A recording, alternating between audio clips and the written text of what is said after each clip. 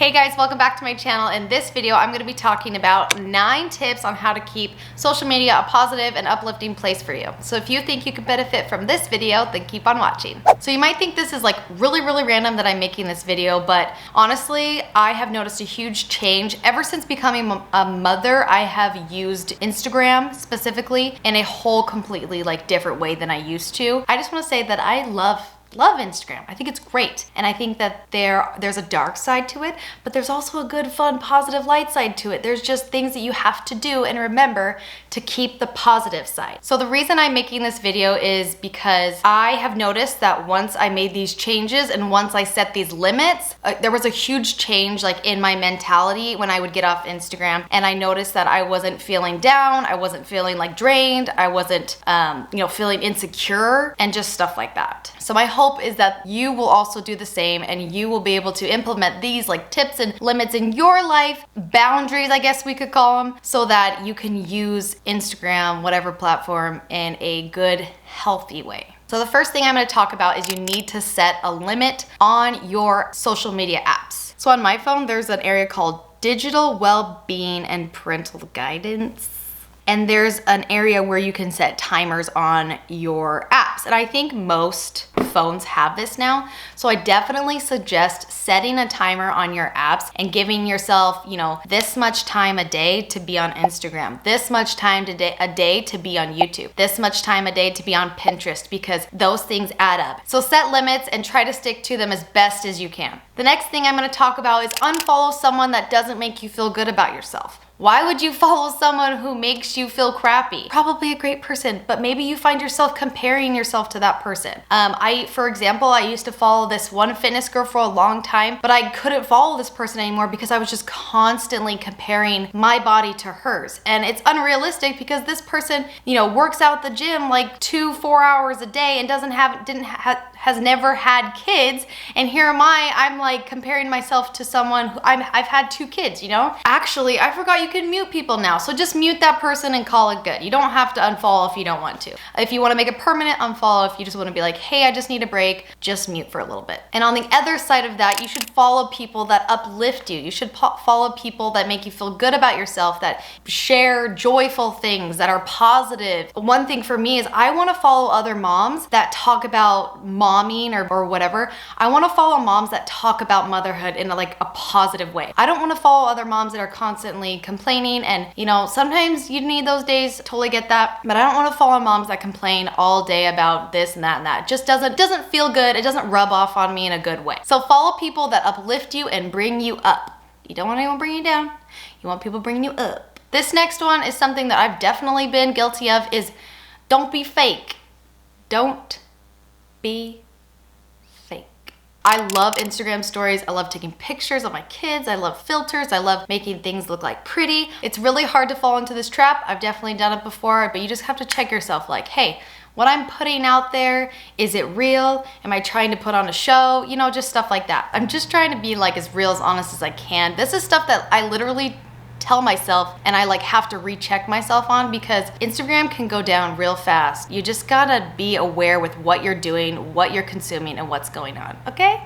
Okay, the next one is try to minimize the filters. Filters are so fun. I remember, I was in high school. I was like a junior in high school when filters became a thing. I grew up with filters, whatever. But they can be very scary sometimes, because when you see yourself, when you're looking at yourself with a filter on too much, it does something in your brain where you're like, hey, I don't look as pretty when the filter's off. And that's sad. That's so sad. And I've definitely been there, and that's why I'm just trying to show hey, I've been there, it's normal, it happens, but just try to practice not using filters as much, because I think it's really healthy for you, and I think it's really healthy to look in the mirror and be like, I think you're beautiful, without a filter. So recap, filters are super fun, but try to minimize them as best as you can so it doesn't become an unhealthy thing. You might be thinking like, Liz, you're literally talking about filters like this isn't a big deal. Go look it up. Go look up how filters have changed this generation, and it's a real thing. Like, this isn't just something I made up. Filters, using them unhealthily is a real thing. The next thing I would talk about is ignore the pressure. I feel like there's a lot of pressure to post like these super cool, beautiful photos where they have the same filter and your Instagram is totally matched. You know, it has the flow, you know? So don't feel the pressure to do that. If you don't feel like doing it, don't do it. If you feel like, hey, I want to post this candid photo of my baby because you want to, just do it. Who cares? Do it! Just do it! Instagram for me changed drastically after I had kids. Like, something clicked in my mind and I was just like, I don't care anymore. I don't care about taking the perfect picture. I don't care about having the perfect caption. But after becoming a mom, I was like, I just don't care anymore.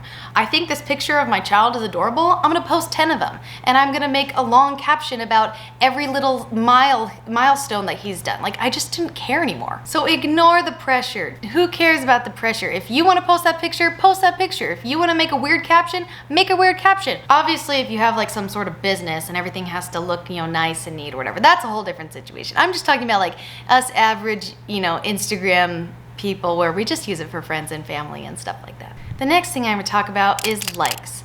I can't even remember the last time I cared about likes, and that's huge. When I was a teenager, I remember like watching my likes and watching them grow and being like, I gotta get to 100, I gotta get to 100. And that's really sad. Like, that's a sad way to live. I don't even know how much likes I get anymore. And I pride myself on that. I just like, you feel so free. You're like, I don't care anymore. You know what? And you're probably like, that's really embarrassing, Liz. Like, that's sad that you're admitting that. But it's true. Like, I was a teenager who grew up, like, Instagram exploded when I was a junior in high school, something like that. And that's all that mattered. That's all that mattered was the little hearts and the likes. That's all that mattered. And I'm so grateful that I've gone past that and I don't care about that anymore. Another thing I'm gonna talk about is one time I was at the zoo with one of my friends and I remember her making a comment like, oh, I don't wanna post. And she's probably watching this right now, so it's kind of funny.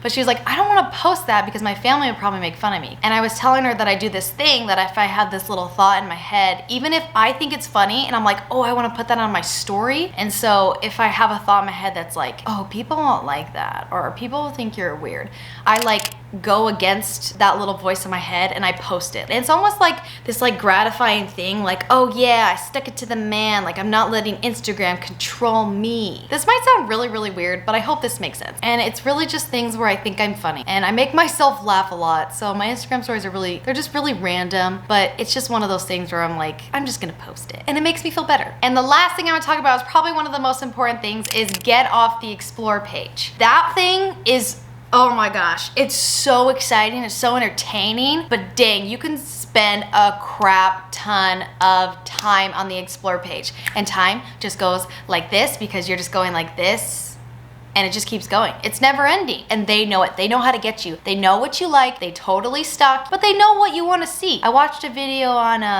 I watched a movie or documentary on Netflix. They totally know what you want to see. It's crazy. That's like the biggest time waster. And it can also drain you. Like, coming from personal experience, these are all personal experiences. This might not be how you feel, but this is how I felt. When I spend too much time on the explore page, it just drains me. I just feel like blah. I feel like negative. Another thing I notice is when I do these little tips, it really helps me be like way more productive in life because I'm not wasting so much time on Instagram. I actually have a video on 6 tips on how to be a productive mom, so if you want to watch that video, I'll link it above. I really just wanted to make this video to like help other moms out there. Maybe I'm the only one that feels this way about Instagram, but sometimes I just have to like check myself if I'm not feeling so great about it or if, you know, spending too much time on it. I just have to like reboot myself, get these things under control, and I'm fine. If you like this video, then hit the thumbs up and subscribe if you want more videos like this, and I'll see you in my next one. Bye guys.